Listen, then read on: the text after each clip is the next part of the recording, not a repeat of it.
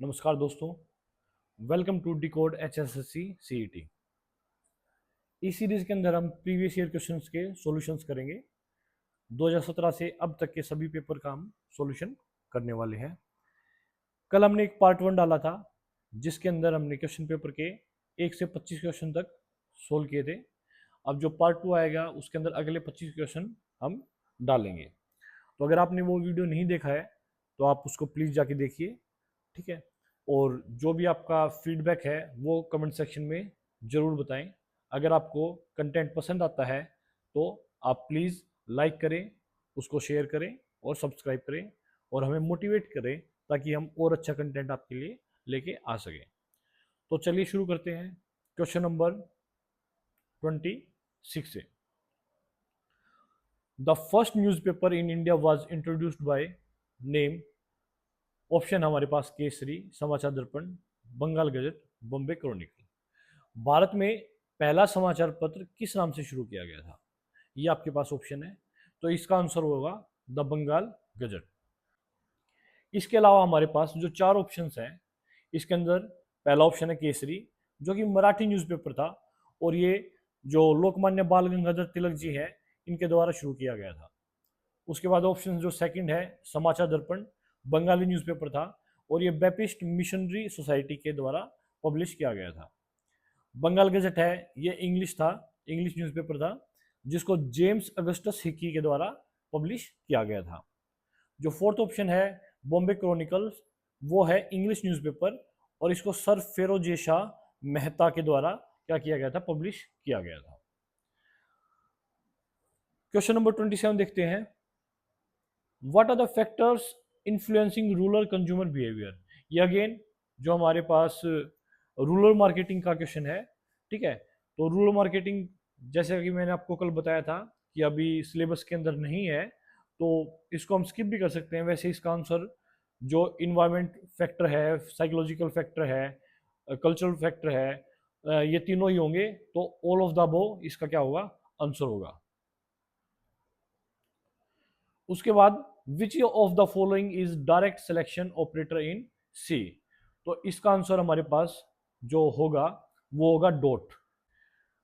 Question number 29।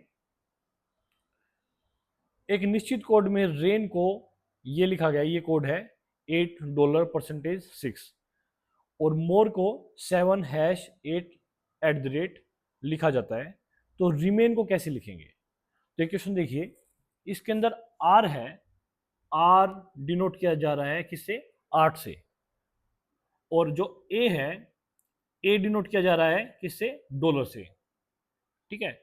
उसके बाद जो आई है वो डिनोट किया जा रहा है परसेंटेज से और एन को डिनोट किया जा रहा है 6 से। तो हम रिमेन को कैसे लिखेंगे? जैसा कि हमें पता है कि आर को डिनोट किया जा रहा है 8 से, तो आर होगा 8 से, ठीक है। तो ऐसा हमारे पास सिर्फ एक ही ऑप्शन है, ऑप्शन डी, जो 8 से शुरू होता है। लेकिन हम कंफर्म करने के लिए आगे भी देख सकते हैं, जैसे मोर के अंदर है, मोर के अंदर ई को डिनोट किया जा रहा है एट द रेट से, मतलब यहाँ पर एट द रेट आना चाहिए, जैसा कि इसके अंदर एट द रेट है, ठीक है। एन है, एन रेन के अंदर डिनोट किया जा रहा है 6 से, तो लास्ट इसका 6 होना चाहिए। तो ऐसा एक ही ऑप्शन है हमारे पास जो है ऑप्शन डी। आगे बढ़ते हैं। जो क्वेश्चन नंबर 30 है, Rajasthan has its high court, जो प्रिंसिपल सीट है, जो मेन सीट है, वो कहां पर है? तो ऑप्शन है जोधपुर, उदयपुर, जैसलमेर और नन ऑफ द अबव। तो इसका आंसर होगा जोधपुर। काफी दोस्तों, काफी स्टेट ऐसे हैं जिनके अंदर, जैसे अरुणाचल है, अरुणाचल के अंदर जो हाई कोर्ट है वो है ही नहीं, वो जो गुवाहाटी हाई कोर्ट है वो उसका कार्य देखती है। तो काफ़ी ऐसे स्टेट है, यूटीज है, जिनके अंदर हाई कोर्ट नहीं है, अपने दूसरे हाई कोर्ट है वो उनका, जैसे गोवा है, गोवा के अंदर हाई कोर्ट नहीं है, मुंबई हाई कोर्ट लगता है। तो इस तरीके से एक लिस्ट है। अगर आप चाहते हो कि मैं इसके ऊपर जो सेपरेट वीडियो लेके आऊँ तो आप नीचे कमेंट में कर देना, लिख देना, मैं इसके लिए एक अलग से सेपरेट वीडियो बना दूंगा। क्वेश्चन नंबर 30 है, which is the capital city of Manipur. तो मणिपुर है वो है इम्फाल। कई बार हमें जो आसान क्वेश्चन है वो गलत हो जाते हैं, तो आप एक बार कैपिटल सिटी भी देख लीजिए। What is the recursion in computer programming, option B होगा इसका। ऑप्शन बी क्या है? A function that calls itself. तो option B is the right answer. एक फंक्शन जो खुद को कॉल करता है वो क्या बोलते हैं? उसको रिकर्शन बोलते हैं। ठीक है, तो आप इसको याद कर लीजिएगा।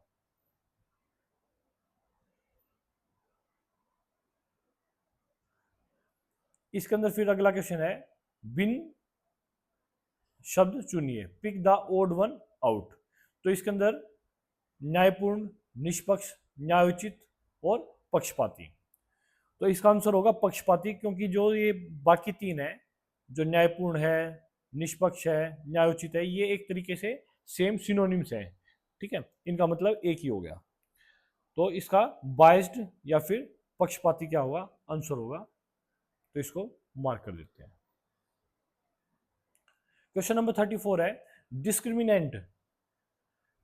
एक क्वाड्रेटिक इक्वेशन है, उसका डिस्क्रिमिनेंट निकालना है। हिंदी के अंदर देखते हैं, एक ये क्वाड्रेटिक इक्वेशन है जो द्विघात समीकरण बोलते हैं जिसको, उसका विभेदक, इसको डी से डिनोट करते हैं, कैपिटल डी से। तो इसका ऑप्शन, इसका जो फॉर्मूला होता है वो होता है बी स्क्वेयर माइनस 4ac। अब बी स्क्वेयर माइनस 4ac क्या होता है? देखिए, अगर कोई एक क्वाड्रेटिक इक्वेशन है जो हमेशा ही किस फॉर्म में होगी? A x square plus b x plus c is equals to 0। ये एक क्वाड्रेटिक इक्वेशन है। इसका जो एक्स स्क्वेयर का जो हमारे पास कोफिशिएंट होगा वो ए होगा, एक्स का कोफिशिएंट बी होगा, और सी का क्या है हमारे पास? कांस्टेंट है। जैसे एक्स स्क्वेयर का यहाँ पे कोफिशिएंट क्या है? 2 है, तो जो ए की वैल्यू होगी वो क्या होगी? 2 हो गई, 2 है। एक्स का कोफिशिएंट कितना है? -6 है, तो बी की वैल्यू कितनी होगी? -6। और जो कांस्टेंट है वो हमारे पास क्या है? -3, तो सी की वैल्यू होगी -3। सबसे पहले अगर जो इक्वेशन है वो अगर इस फॉर्मेशन में नहीं दी गई है, फॉर एग्जांपल यहाँ पे हम लिख सकते थे -6x plus 2x square minus 3 is equal to 0। तो सबसे पहले इस फॉर्मेशन के अंदर इसको क्या कर लीजिए? कन्वर्ट कर लो कि x के जो सबसे बड़ी पावर है वो सबसे आगे, फिर छोटी, और लास्ट में कांस्टेंट। तो वैल्यूज पुट करेंगे, b की जगह -6 पुट करेंगे, -6 स्क्वेयर माइनस 4 इंटू ए की वैल्यू क्या है? 2 इंटू सी की वैल्यू क्या है? -3। तो डिस्क्रिमिनेंट क्या हो जाएगा? -6 का स्क्वायर 36। अब जो -4 इंटू 2 -8 मल्टीप्लाई -3, तो माइनस माइनस प्लस हो जाएगा। तो ये क्या हो जाएगा? 4 टू जा 4 दूनी 8 है 24। तो इसका आंसर आ गया 60। तो इसका आंसर है 60। उसके बाद अगला क्वेश्चन देखते हैं, क्वेश्चन नंबर 35। जो कुणाल है, कुणाल उत्तर की ओर 10 किलोमीटर चलता है। साथ साथ हम इसका डायग्राम भी बना लेते हैं। जो कुणाल है, जो उत्तर होगा वो हमेशा ऊपर होगा, राइट साइड में हमारी कॉपी के राइट साइड में ईस्ट होगा, नीचे होगा वो साउथ होगा, और वेस्ट कहाँ होगा? लेफ्ट में। तो कुणाल 10 किलोमीटर चलता है, ये उसकी इनिशियल पोजीशन है। जो रेड मार्क है ये उसका इनिशियल पोजीशन है।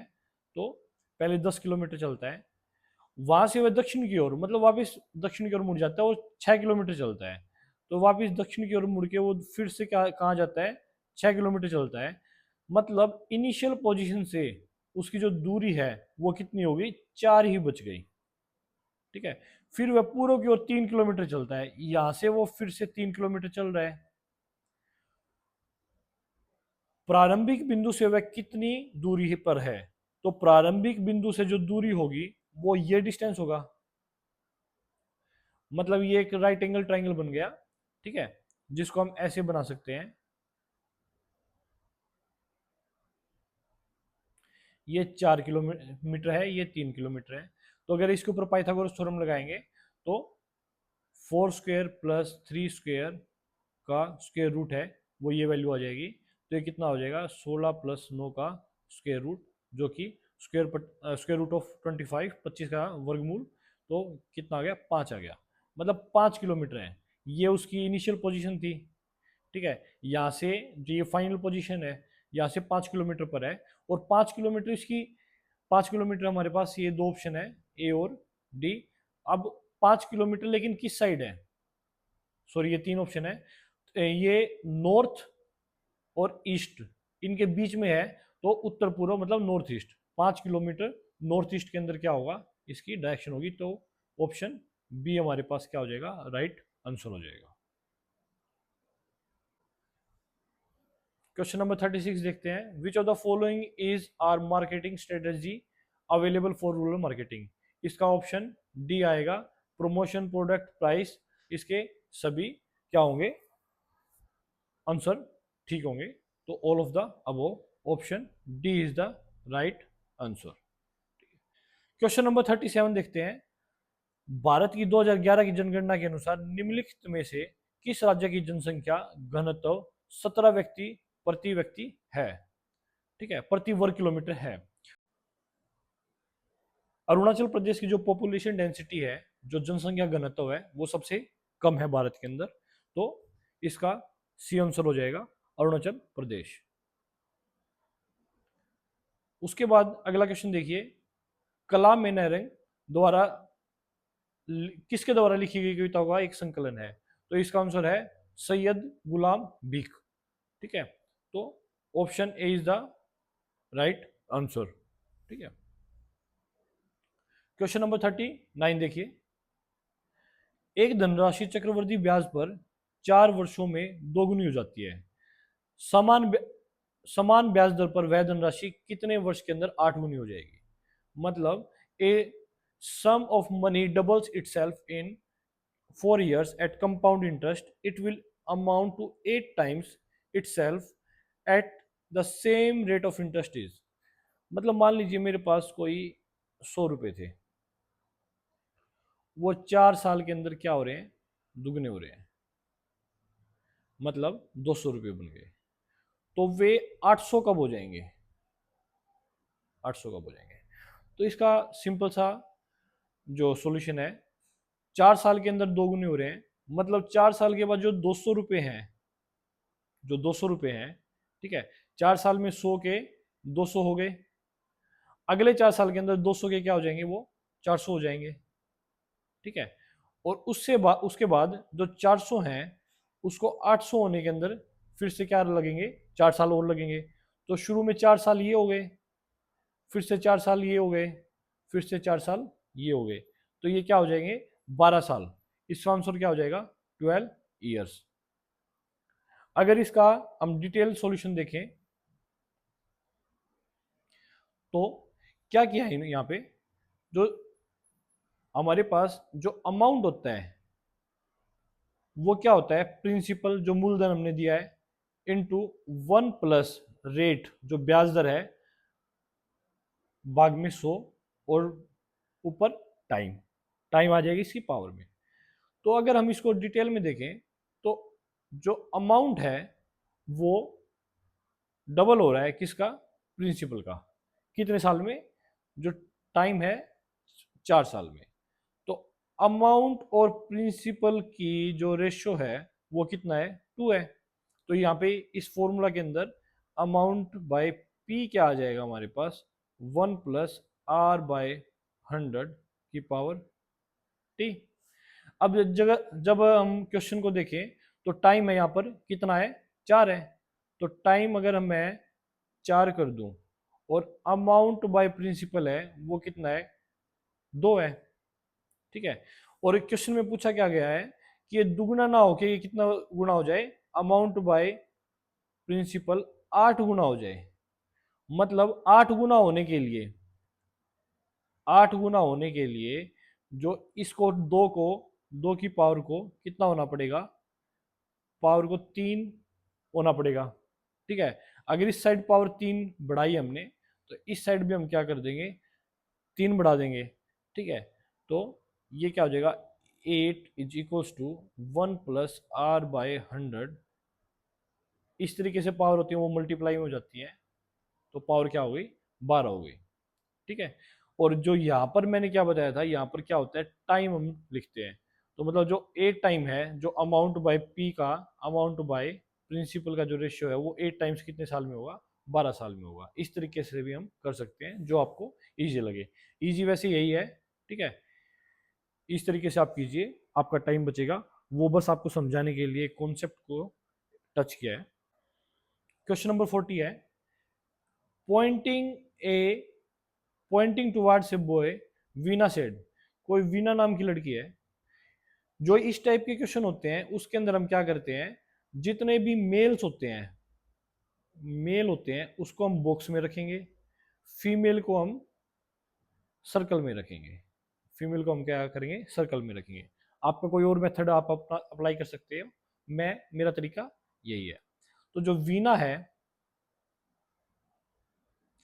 वीना किसी लड़के को, फॉर एग्जाम्पल यहाँ पर कोई बॉय है B1, ठीक है, उसकी साइड इशारा करके बोलती है, क्या बोल रही है, मेरे दादा के इकलौते बेटे का बेटा है।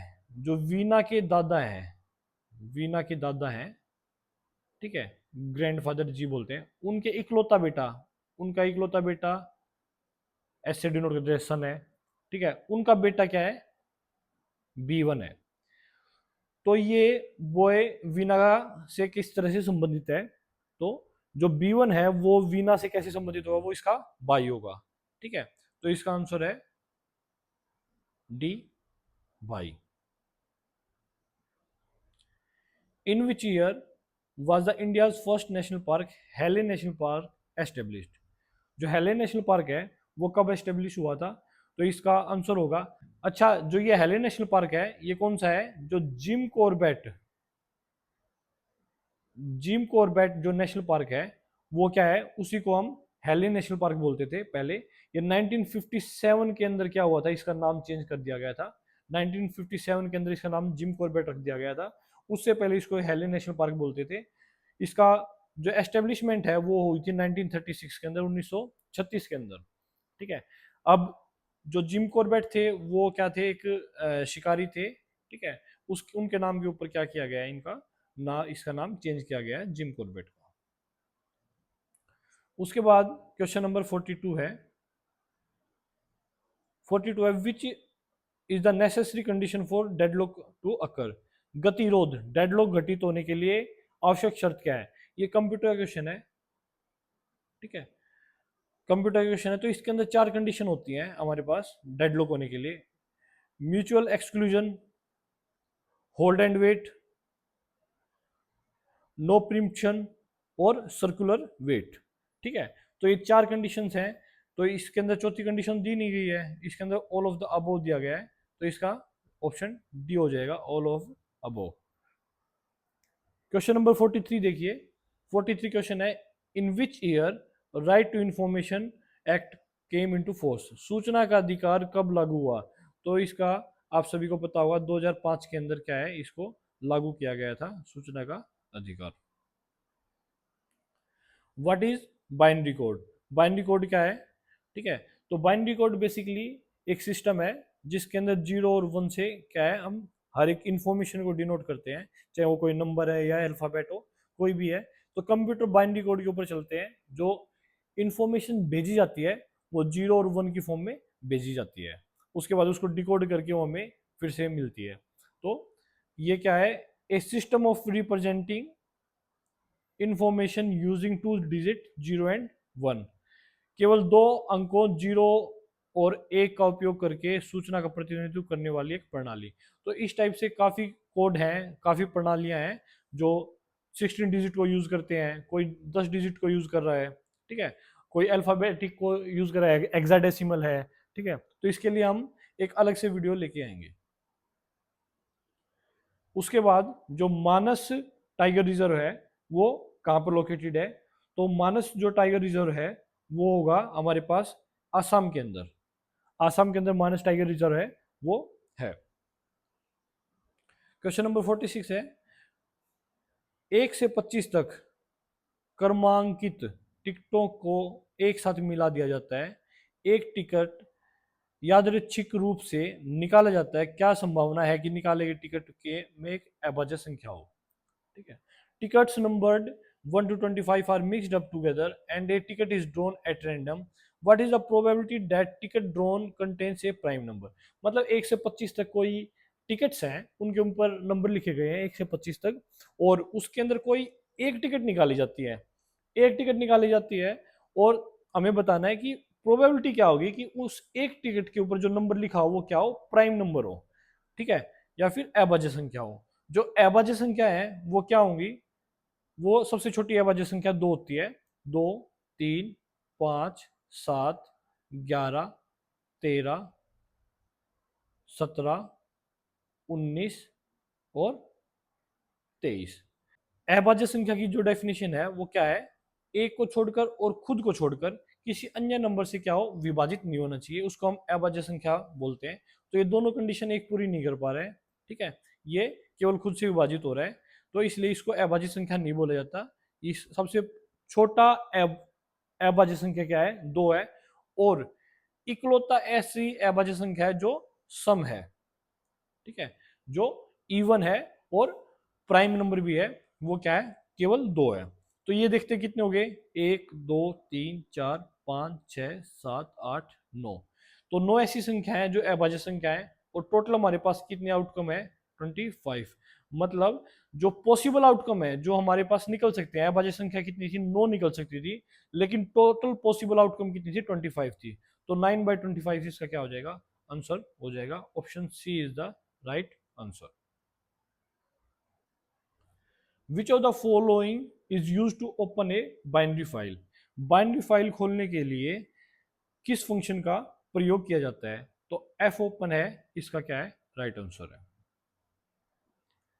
The chromatin that is more densely packed and stains dark are called. तो वह क्रोमेटिन जो अधिक अधिक घने तरीके से पैक होता है और गहरा रंग देता है, क्या कहलाता है, तो इसका आंसर है हेट्रोक्रोमेटिन। ये बायोलॉजी का क्वेश्चन है। उसके बाद क्वेश्चन नंबर 49 क्या है, 4 n, 4 की पावर n माइनस 4 की पावर n माइनस 1 48 के बराबर है, तो n की पावर n किसके बराबर होगा। तो सबसे पहले तो ये देखिए, n की पावर n मतलब ये जो n की पावर n है वो हमेशा 1 की पावर 1, 2 की पावर 2, 3 की पावर 3, 4 की पावर 4 इस फॉर्म में आएगा, ठीक है। तो सबसे पहले इसको सोल्व करके देखते हैं। 1 की पावर 1 कितना होता है, 1 होता है। 2 की पावर 2 कितना होता है, 4 होता है। 3 की पावर 3 कितना होता है, 27 और 64। इससे ऊपर हमारे पास ऑप्शन भी नहीं है, ठीक है। तो सबसे पहले हम ये देखते हैं कि एक की इसके अंदर क्या क्या ऑप्शन अवेलेबल है, 1, 4, 27 और 64। तो इसके अंदर 1 अवेलेबल है और क्या है, 27 अवेलेबल है, ठीक है। मतलब ऑप्शन नंबर 1 और ऑप्शन नंबर ए और बी तो हो ही नहीं सकते। तो सबसे पहले हम क्या देखते हैं, क्वेश्चन नंबर 49 देखते हैं। 4 to power n minus 4 to power n minus 1 is equal to 48। तो n की पावर n क्या है, किसके इक्वल होगी, किसके बराबर होगी, ठीक है। तो इस क्वेश्चन के अंदर हम देखते हैं, जो n की पावर n है वो हमेशा इस फॉर्म में होगी, 1 की पावर 1, 2 की पावर 2, 3 की पावर 3, 4 की पावर 4, क्योंकि n है उसी की पावर n है, तो जो नंबर होगा सेम वही उसी की पावर रहेगी। तो 1 की पावर 1 है वो 1 होगा, 2 की पावर 2, 4, 3 की पावर 3, 27 और 4 की पावर 4, 64। तो अब देखते हैं, इसमें से एक ऑप्शन में है 4 नहीं है, 64 नहीं है, तो 3 और 8 तो हो ही नहीं सकते, क्योंकि ये n की पावर n की फॉर्म में रिप्रेजेंट नहीं किए जा सकते। तो या तो आंसर 27 है या आंसर 1 है। अब इन दोनों में से कौन सा आंसर होगा, अगर हम 27 को लेता हूं, मैं 27 को लेता हूं, तो ये 3 की पावर 3 है, ठीक है। तो n की वैल्यू, ये n की पावर n की फॉर्म में है, तो n की वैल्यू यहां पर क्या होगी, 3 होगी। अगर मैं 1 को लेता हूं, तो 1 की पावर 1 इस फॉर्म में है, तो n की पावर n से जब कंपेयर करेंगे तो n की वैल्यू यहां पर क्या आ गई, 1 आ गई, ठीक है। तो n की वैल्यू, दोनों वैल्यू हम यहाँ पर पुट करके देखते हैं। तो 4 की पावर 3 माइनस 4 की power 3 minus 1 is equal to क्या रहेगा, 4 की पावर 3 64 माइनस 4 की पावर 2, 4 की पावर 2 16, ये किसके इक्वल आ गई, 48 के इक्वल आ रहा है। ठीक है, और जो कि हमारे पास इक्वेशन के अंदर यही दिया गया है। तो जो राइट आंसर है वो क्या रहेगा, 27 रहेगा। एक बार 1 भी पुट करके देख लेते हैं, 4 की पावर 1 माइनस 4 की पावर 1 माइनस 1, तो ये क्या जाएगा, 4 माइनस 1 माइनस 1 मतलब 4 की पावर 0, किसी की पावर 0 होता है तो वो क्या होता है, 1 रहता है। 4 माइनस 1 तो कितना आ जाएगा, 3 आंसर आ गया, जो कि सही नहीं है। अगर इसको हम प्रॉपर मेथड से करना चाहें तो प्रॉपर मेथड से कैसे करेंगे देखते हैं। प्रॉपर मेथड से करने के लिए 4 की पावर n माइनस 4 की power n minus 1 is to 48। यहाँ से जैसे फॉर एग्जांपल मैं आपको 4 की पावर 5 है, तो इसको मैं ऐसे भी लिख सकता हूँ, 4 की पावर 4 मल्टीप्लाइड बाई 4। ठीक है, तो इसी तरीके से मैं इसमें से एक 4 को निकाल लूंगा, मतलब यहाँ पर एक पावर यहाँ से कम हो गई और एक पावर यहाँ पर इसको मल्टीप्लाई में हम ले जाते हैं। तो 4 की power n minus 1 multiplied by 4 minus 4 की power n minus 1 is to 48।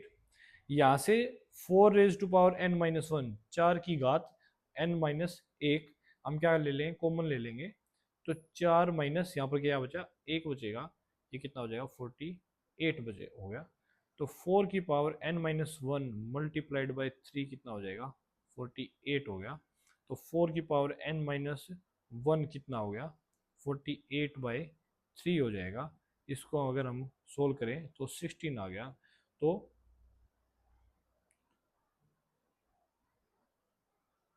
4 की power n minus 1 is to 16 आ गया। तो 16 को हम क्या लिख सकते हैं, 4 की पावर 2 लिख दूं मैं। ठीक है, यहाँ पे 4 की पावर n माइनस 1, इन दोनों को जब कंपेयर करेंगे तो n माइनस 1 इज टू 2 है, तो n की वैल्यू क्या आ गई, 3 आ गई। तो जो राइट आंसर है वो, सॉरी, जब 3 आ गई तो हमें निकालने की इसकी वैल्यू है, n raise to power n की वैल्यू निकालनी है, मतलब 3 रेज टू पावर 3, जो कि हमारे पास 27 होता है। ठीक है, तो इसका आंसर है सी, जो राइट आंसर है वो जो है 27। उसके बाद क्वेश्चन नंबर 50 देखते हैं। क्वेश्चन नंबर 50 क्या है, वो was the founder of Asiatic society. जो एशियाटिक सोसाइटी है उसका फाउंडर मेंबर कौन था, उसका फाउंडर मेंबर था सर विलियम जोन्स। अगर आपको वीडियो पसंद आई तो आप इसको प्लीज़ लाइक कीजिए, शेयर कीजिए अपने दोस्तों के साथ जो सीईटी की तैयारी कर रहे हैं या करना चाहते हैं। चैनल को सब्सक्राइब कीजिए, और अगर आप कुछ अपना फीडबैक देना चाहते हैं तो प्लीज़ कमेंट में हमें बताइए और हमें मोटिवेट कीजिए, ताकि हम अच्छे से अच्छा आपको कंटेंट आपके लिए लेके आ सके। आपसे फिर मिलेंगे अगली वीडियो के अंदर, अगले 25 क्वेश्चन लेके आएंगे पार्ट 3 के अंदर। थैंक यू, देखते रहिए। जय हिंद।